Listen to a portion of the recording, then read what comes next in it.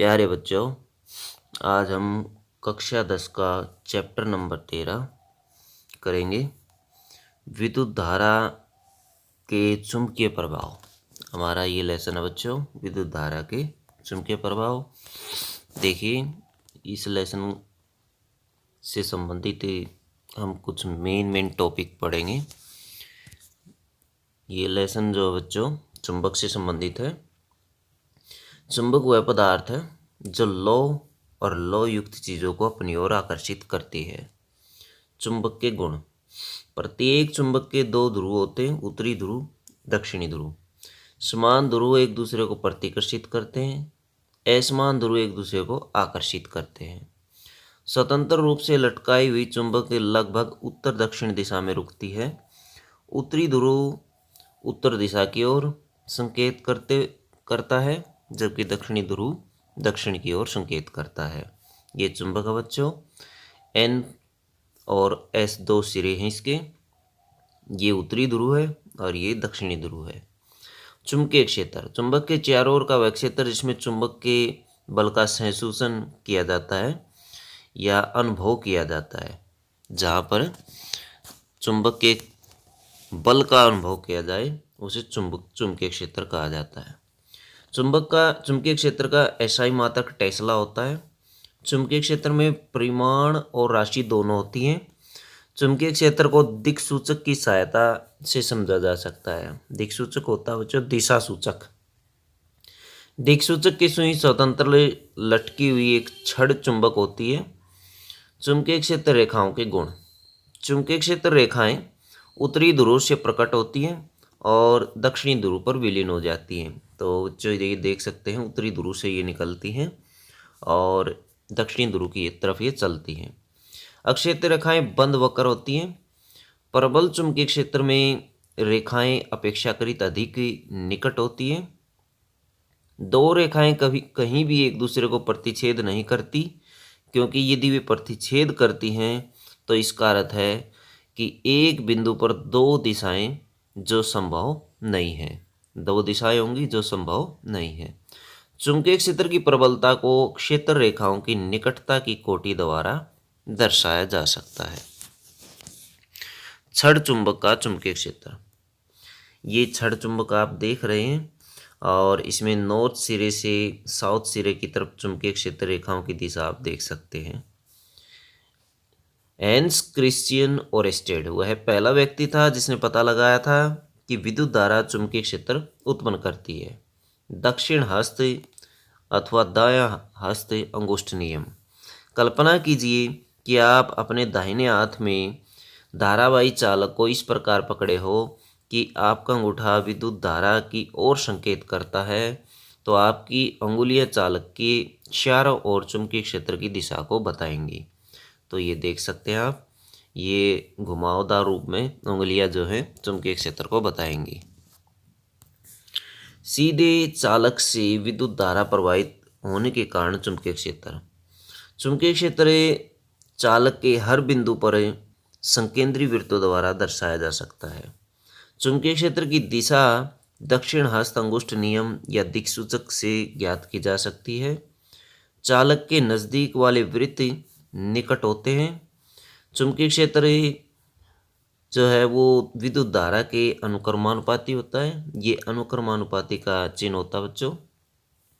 और चुंबकीय क्षेत्र चालक के व्युत्क्रमानुपाती होता है। चालक से दूरी के व्युत्क्रमानुपाती होता है। ये आप देख सकते हैं, इसमें विद्युत धारावाही चालक जो जिसके कारण चुंबकीय क्षेत्र इसके चारों तरफ उत्पन्न हो गया है। विद्युत धारावाही वृत्ताकार पाश के कारण चुंबकीय क्षेत्र। चुंबकीय क्षेत्र प्रत्येक बिंदु पर संकेंद्री वृत्तों द्वारा दर्शाया जा सकता है। जब हम तार से दूर जाते हैं तो वृत्त निरंतर बड़े होते जाते हैं। विद्युत धारावाही तार के प्रत्येक बिंदु से उत्पन्न चुंबकीय क्षेत्र रेखाएं पाश के केंद्र पर सरल रेखा जैसी प्रतीत होने लगती है। देख सकते हैं बीच में सरल रेखा अथवा सीधी रेखा के रूप में दिखाई देने लगती हैं और सिरों पर वृत्ताकार रूप में ये दिखाई देती हैं। पास के अंदर चुंबकीय क्षेत्र की दिशा एक समान होती है। जो पास है वृत्ताकार लूप है उसके अंदर चुंबकीय क्षेत्र की दिशा एक समान होती है। विद्युत धारा व वृत्ताकार पाश के चुंबकीय क्षेत्र को प्रभावित करने वाले कारक। चुंबकीय क्षेत्र चालक में से प्रवाहित होने वाली धारा के अनुक्रमानुपाती होता है। चुंबकीय क्षेत्र चालक से दूरी के व्युत्क्रमानुपाती होता है। चुंबकीय क्षेत्र कुंडली के फेरों की संख्या के ऊपर डिपेंड करता है। चुंबकीय क्षेत्र संयोजित है। प्रत्येक फेरे का चुंबकीय क्षेत्र दूसरे फेरे के चुंबकीय क्षेत्र में संयोजित अथवा जुड़ जाता है, क्योंकि विद्युत धारा की दिशा हर वृत्ताकार फेरे में समान है। आगे देखेंगे बच्चों परिनालिका। परिनालिका पास पास लिपटे विद्युत रोधी तार, तांबे के तार की बेलन की आकृति की अनेक फेरों वाली कुंडली को परिनालिका कहते हैं। तो देख सकते हैं बच्चों, एक नरम लोहे के क्रोड के ऊपर या छड़ के ऊपर तांबे के तार को इस तरह से लपेटा जाता है, और तांबे का तार जो होता है उसके ऊपर आवरण चढ़ा होता है, उसके ऊपर आवरण चढ़ा होता है, रबड़ प्लास्टिक का आवरण चढ़ा होता है, फिर इसको लपेटा जाता है। तो इसके अंदर से यदि विद्युत धारा प्रवाहित की जाती है तो इसके चारों तरफ चुंबकीय क्षेत्र रेखाएं या चुंबकीय क्षेत्र उत्पन्न हो जाता है। परिनालिका का चुंबकीय क्षेत्र छड़ चुंबक के जैसा होता है। जिस तरह से छड़ चुंबक में होता है चुंबकीय क्षेत्र, सेम वैसा ही परिनालिका में होता है। परिनालिका के अंदर चुंबकीय क्षेत्र एक समान है और समानांतर रेखाओं के द्वारा दर्शाया जाता है। चुंबकीय क्षेत्र की दिशा उत्तर से दक्षिण परिनालिका के बाहर होती है, परिनालिका के अंदर दक्षिण से उत्तर होती है। परिनालिका का उपयोग किसी चुंबकीय क्षेत्र जैसे नरम लोहे को चुंबक बनाने में किया जाता है। विद्युत चुंबक और स्थायी चुंबक में अंतर। यह अस्थायी चुंबक होता है, अतः आसानी से चुंबक तो समाप्त हो सकता है, आसानी से चुंबक तो समाप्त नहीं किया जा सकता। स्थायी चुंबक होता है, इसकी शक्ति बदली जा सकती है, इसकी शक्ति निश्चित होती है। ध्रुवीयता बदली जा सकती है विद्युत चुंबक की, जबकि स्थायी चुंबक की ध्रुवीयता नहीं बदली जा सकती, इसके ध्रुव नहीं बदले जा सकते। प्राय अधिक शक्तिशाली होता है, प्राय कमजोर चुंबक होते हैं। स्थायी चुंबक जो होते हैं वो रेडियो, टीवी और अन्य उपकरण होते हैं जितने भी इलेक्ट्रॉनिक, उनके अंदर स्थायी चुंबक का प्रयोग किया जाता है, जबकि विद्युत चुंबक का प्रयोग विद्युत मोटर में किया जाता है। चुंबकीय क्षेत्र में किसी विद्युत धारावाही चालक पर बल।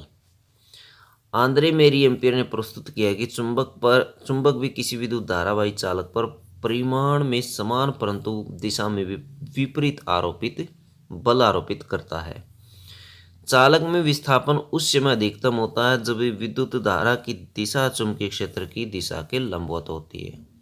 विद्युत धारा की दिशा बदलने पर बल की दिशा भी बदल जाती है। तो बच्चों देख सकते हैं ये एक नाल चुंबक है चित्र में, और एक छड़ चुंबक है। जब इन दोनों की को आसपास लेके आया जाता है तो एक दूसरे के ऊपर ये बल आरोपित करते हैं। फ्लेमिंग का वाम हस्त नियम देखिए। अपनी तर्जनी, मध्यमा और अंगूठे को इस प्रकार फैलाइए कि ये तीनों एक दूसरे के परस्पर लंबवत हो। यदि तर्जनी चुंबकीय क्षेत्र की दिशा और मध्यमा चालक में प्रवाहित विद्युत धारा की दिशा की ओर संकेत करती है तो अंगूठा चालक की गति की दिशा या बल की दिशा की ओर संकेत करेगा। देख सकते हैं ये अंगूठा बच्चों, ये बल की दिशा को बताएगा, जबकि तर्जनी जो है वो चुंबकीय क्षेत्र को दर्शाएगी, और ये मध्यमा है, ये विद्युत धारा को दर्शाएगी। तो देख सकते हैं इसको भी, ये सेंट्रल फिंगर होती है। सेंट्रल फिंगर जो होती है बच्चों वो करंट को दर्शाती है। किसको दर्शाती है?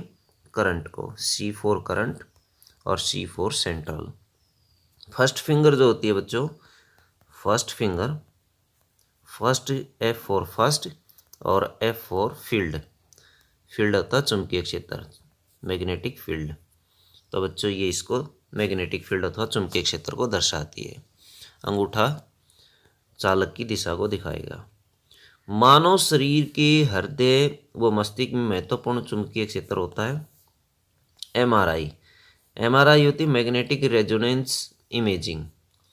चुंबकीय अनुनाद प्रतिबिंबन इसका हिंदी में पूरा नाम होता है। इसका प्रयोग करके भी शरीर के भीतरी अंगों के प्रतिबिंब प्राप्त किए जा सकते हैं।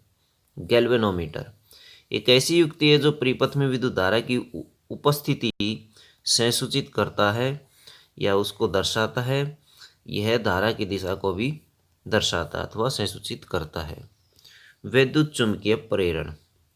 वैद्युत चुम्बकीय प्रेरण जब किसी चालक को परिवर्ती चुंबकीय क्षेत्र में रखा जाता है तो चालक में विद्युत धारा प्रेरित होती है। यह धारा प्रेरित विद्युत धारा कहलाती है तथा यह परिघटना वैद्युत चुम्बकीय प्रेरण कहलाती है। तो ये देख सकते हैं बच्चों, ये एक कुंडली है और जब इसके नज़दीक एक चुंबक छड़ चुंबक लाया जाता है तो इसके अंदर प्रेरित विद्युत धारा उत्पन्न हो जाती है कुंडली के अंदर। और इस गैल्वेनोमीटर में आप इसका विक्षेपण देख सकते हैं। जब चुंबक को कुंडली की तरफ लाया जाता है तो गैल्वेनोमीटर में अक्षणिक विक्षेप विद्युत धारा की उपस्थिति को इंगित करता है। जब चुंबक को कुंडली के निकट शिथिल अवस्था में रखा जाता है तो कोई विक्षेप नहीं होता है, और जब चुंबक को दूर ले जाया जाता है तो गैल्वेनोमीटर में अक्षणिक विक्षेप होता, परंतु पहले से विपरीत होता। अब की बार क्रियाकलाप 2 देखिए बच्चों, जब 2 कुंडली ली जाती है तो एक कुंडली में से विद्युत धारा प्रवाहित की जाए तो दूसरी कुंडली में प्रेरित विद्युत धारा उत्पन्न हो जाती है। प्राथमिक कुंडली स्विच ऑन किया जाता है, स्थायी विद्युत धारा स्विच ऑफ किया जाता है। तो जब स्विच ऑन किया जाता है तो गैल्वेनोमीटर में अक्षणिक विक्षेप होता है और स्थायी विद्युत धारा होती है, कोई विक्षेप नहीं होता है। और जब स्विच ऑफ कर दिया जाता है गैल्वेनोमीटर में अक्षणिक विक्षेप परंतु विपरीत दिशा में होता है। आगे देखिए बच्चों, फ्लेमिंग का दक्षिण हस्त नियम।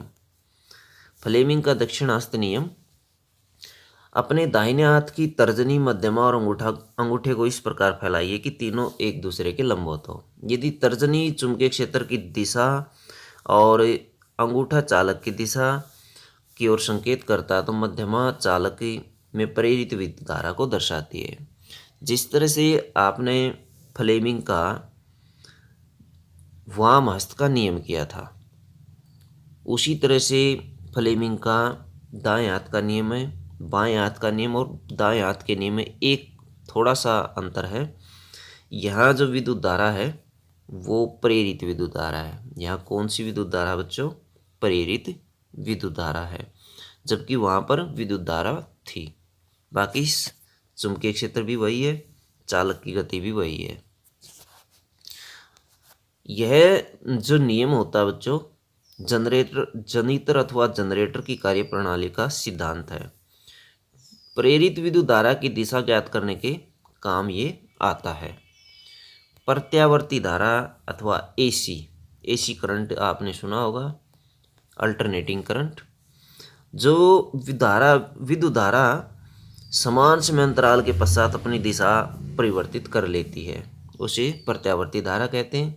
भारत में विद्युत धारा 1/100 सेकंड के बाद अपनी दिशा उत्क्रमित अथवा बदल लेती है।